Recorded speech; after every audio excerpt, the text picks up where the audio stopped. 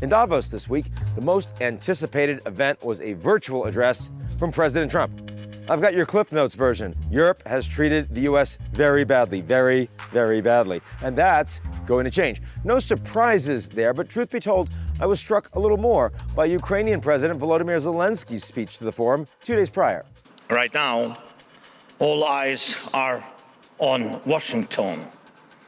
But who's actually watching Europe at the moment? Will President Trump even notice Europe?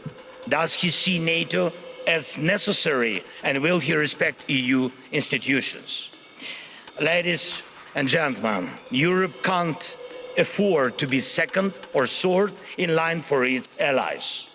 Quick aside, Zelensky's English has gotten pretty workable, hasn't it? Keep that in mind the next time you claim not to have enough time for Duolingo. But back to the speech, his stinging critique of Europe's security dependence on the United States is one I heard repeated by European leaders across the continent in recent days. Europe, we must admit, is on its own. And if you think that's a bit dramatic, consider this. President Trump didn't mention the word Europe, or Ukraine for that matter, once in his inaugural address. That was not an oversight. So it is time, European leaders are now saying, for the continent to pull itself up by its own lederhosen.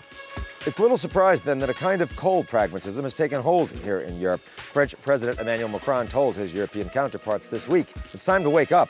Europe must spend more on the continent's defense and reduce its reliance on the United States for security guarantees. That's what Macron said. NATO's new Secretary General Mark Rutte went so far as to say that Trump was right, that European defense spending needs to go up and go up a lot. As for European Commission President Ursula von der Leyen, she recently made it clear that Europe has plenty of other trading partners outside of the United States. So that's the talk.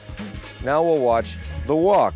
Will European nations increase defense spending remotely close to 5% of GDP, as Trump has urged them to do? Will they invest in a tech sector to rival the behemoth that is Silicon Valley? Or will they look for comfort elsewhere, perhaps in the open arms of China's Xi Jinping? I certainly wouldn't bet on that. But stranger things these days have happened.